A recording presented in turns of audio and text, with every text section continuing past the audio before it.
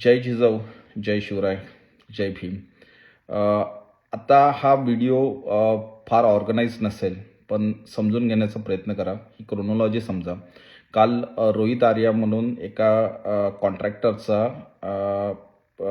17 मुलांना त्याने बंदिस्त ठेवलेलं होतं आणि त्या 17 मुलांना सोडवण्यासाठी जी जॉईंट ऑपरेशन NSC आणि पोलिसांनी मिळून केलं, त्याच्यामध्ये त्याचा मृत्यू झाला. एन्काउंटर झालं म्हणून सांगितलं जातं आहे. त्याच्या छातीवर गोळ्या झाडल्या गेल्यात. जी माहिती पुढे आली त्याच्यामध्ये त्या व्यक्तीकडे कुठलीही त्यांनी क्रॉस फायर केलेलं नव्हतं, कुठलीही त्याच्याकडून ॲग्रेसिव्ह ॲक्शन झालेली नव्हती आणि त्यांनी पोलिसांवर गोळ्या झाडलेल्या नव्हत्या. त्याच्याकडे एअरगन होती आणि त्या एअरगनला हे करण्यासाठी पोलिसांनी फायरिंग केलं. त्याच्यामध्ये त्याची छातीवर गोळ्या लागून मृत्यू झालेला आहे. सगळ्यात पहिल्यांदा रोहित आर्या हा कोण आहे ते जाणून घेणं गरजेचं आहे. रोहित आर्याने काही आपले केसरकर शिक्षण मंत्री असताना काही प्रोजेक्ट केले होते. स्वच्छता मॉनिटर म्हणजे वर्गामध्ये काही स्वच्छता दूत प्रत्येक शाळेमध्ये असतील की जे इतर विद्यार्थ्यांना सांगतील की कशा पद्धतीने स्वच्छता करायची आणि आपल्या काही रिस्पॉन्सिबिलिटीज आहेत. हे प्रोजेक्ट त्याने पूर्ण महाराष्ट्रभर चालवला आणि महाराष्ट्र सरकारच्या डेस्कवर तुम्हाला तो भरपूर वेळेला दिसून येईल. मी काही फोटोज आता इथे याच्यात शेअर करतोय, ते तुम्ही बघा. याच्यानंतर मी तुम्हाला केसरकरांचा जो त्याला दिलेला प्रोजेक्टचा व्हिडिओ पहिल्यांदा बघा. विभागाने श्री रोहित आर्या यांच्यासोबत एक आगळावेगळा उपक्रम या ठिकाणी आयोजित केलेला आहे, ज्याच्यामध्ये स्वच्छतेचे दूत ही सवय 5वी ते 8वीच्या मुलांना लावावी आणि त्यांना क्लिनलीनेस मॉनिटर असं सुद्धा म्हणता येईल की अजाणतेपणे आपण कचरा कुठेतरी टाकत असतो आणि अशा वेळेला एका छोट्याशा मुलाने आपल्याला आठवण करून दिली की तो डस्टबिनमध्ये टाकावा, तर एक गुणात्मक फरक हा घडू शकतो. ही महात्मा गांधींनी या देशाला दिलेली देणगी आहे आणि जशी महात्मा गांधींनी दिलेली देणगी आहे तसं शिस्त ही सरदार वल्लभभाई पटेल यांनी या देशाला दिलेली देणगी आहे. म्हणून स्वच्छता हा महात्मा गांधींचा दिलेला एक जो संदेश होता संपूर्ण भारताला, 2 ऑक्टोबरपासून त्याची अंमलबजावणी होते. याचं खरोखर मी कौतुक करतो. मुलांमध्ये स्वच्छतेचं महत्त्व या निमित्ताने वाढेल अशी अपेक्षा करतो आणि मुलांच्या माध्यमातून समाजालासुद्धा अधिक स्वच्छता राखण्याचा संदेश पोचेल अशी मी अपेक्षा करतो. सर्व नागरिक या उपक्रमाला चांगला प्रतिसाद देतील अशी अपेक्षा करतो आणि त्याचबरोबर या छोट्या छोट्या मुलांचं कौतुकसुद्धा करतील आणि त्यांना चांगल्या रीतीचे वागणूक देऊन एक स्वच्छतेसाठी आपण सर्व कटिबद्ध कसे आहोत याचीसुद्धा जाणीव करून देतील याची मला खात्री आहे. धन्यवाद. रोहित आर्या हे स्वच्छता मॉनिटर नावाचं त्यांचा एक कन्सेप्ट होता आणि आपली जी माझी शाळा सुंदर शाळामध्ये सुद्धा त्यांना काही काम देण्यात आलेलं होतं, परंतु त्या लोकांकडून त्यांनी डायरेक्ट पैसे घेतले अशा स्वरूपाचं त्यांच्याबद्दल डिपार्टमेंटचं मत होतं.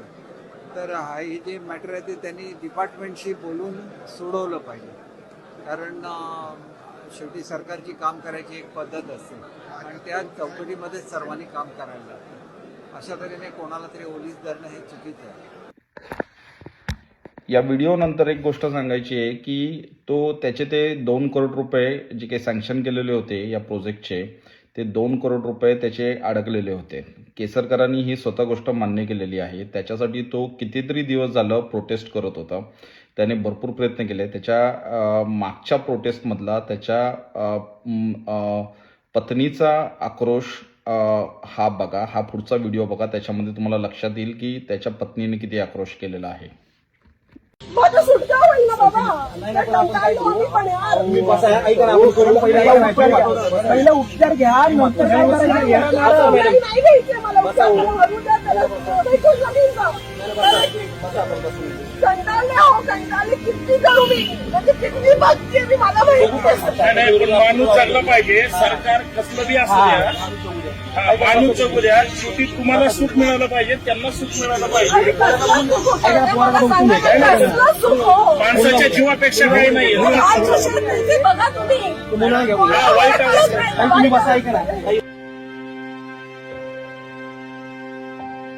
हा संताप आहे व्यवस्थेसमोर हतबल झालेल्या एका पत्नीचा. अंजली आर्या यांचे पती गेल्या 1 महिन्यापासून उपोषण करतायत, पण त्यांच्यासाठी ना मंत्र्याला वेळ आहे ना अधिकाऱ्यांना. अखेर उपोषण करतानाच पुण्यातील रोहित आर्या यांना फीट आली आणि त्यांना रुग्णवाहिकेसमोर नेण्याची वेळ आली. पण त्यापूर्वी पत्नीनं सगळी आपबीती सांगितली आहे. हाल झालेला आहे माझ्या नवऱ्याच्या. त्यांनी स्वच्छता PLC स्वच्छता मॉनिटर मध्ये काम केलं. त्याचा पूर्ण प्रोजेक्ट 3-4 पर्यंत त्यांनी पूर्ण काम केलेलं आहे. पण ना केसरकर साहेबांना कळत आहे, नाही बाकी लोकांना कळत आहे. अजिबात त्यांना समजत नाहीये. आज 1 महिना झाला त्याला उपोषण करताना.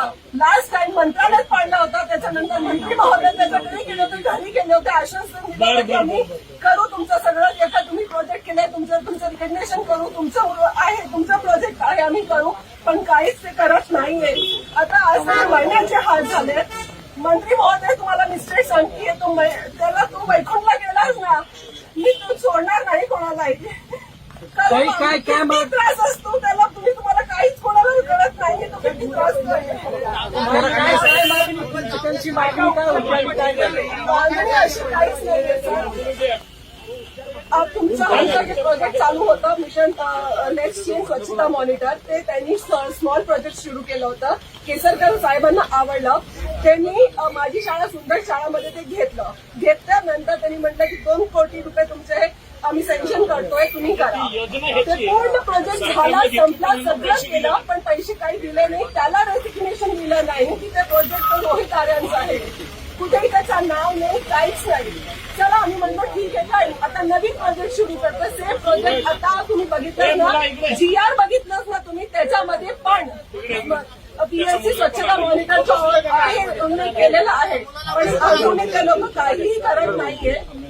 1 महिना झाला त्याला उपोषण करताना, त्याला रिकग्नेशन ते लोक देत नाहीये.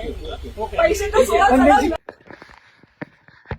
हे सर्व बघितल्यानंतर माझ्या असं लक्षात येते की या माणसाला आपला आवाज ऐकवायचा होता आणि या लोकांना, या माणसाला ह्याच्यापर्यंत पोचायचं होतं. तरी पण आणि त्याचे पैसे मिळवण्याचा आणि मीडियाचं अटेन्शन मिळवण्यासाठी हे 17 मुलं त्याने बंदिस्त केली होती. त्याचा मार्ग हा चुकलेला होता. पण त्याच्याकडे मला वाटतं की त्या व्यक्तीकडे त्याने हे जे काही चुकीचं केलं त्याच्यामध्ये त्याचा मृत्यू झाला. त्याच्या बायकोचा आक्रोश तुम्ही बघितला, मंत्र्यांचं हे बघितलं. महाराष्ट्रामध्ये जवळजवळ ठेकेदारांचे असे 90,000 करोड रुपये अडकलेले आहेत आणि याच्यामध्ये भरपूर ठेकेदारांनी आत्महत्या केलेली आहे. म्हणजे सांगलीसारख्या ठिकाणी एका ठेकेदाराने मध्येच तरुण ठेकेदाराने आत्महत्या केली होती. आता असे भरपूर उदाहरणं आहेत. मला वाटतं की हा झालेला सरकारकडनं, राज्य सरकारकडनं कोल्ड ब्लडेड मर्डर आहे आणि याचं जे कोणी स्वागत करत होते, पहिला तर त्यांचा निषेध. आणि जे काही झालं आहे ते काही फार चांगलं झालेलं नाही आहे. मला वाटतं की एका चांगल्या व्यक्तीचा, तुम्ही त्याची इंस्टाग्रामची वॉल, मी ह्याच्या कमेंट, या व्हिडिओच्या कमेंटमध्ये देतो आहे, त्याची त्या बिचाऱ्याची इंस्टाग्रामची वॉल पण बघा. त्याने खरे कष्ट केले होते. जवळजवळ 2,000, 2,500, 3,000 मुलांचे व्हिडिओ त्याच्यामध्ये आहेत आणि अशा पद्धतीने या व्यक्तीला मारणं फार चुकीचं आहे, दुर्दैवी आहे हे.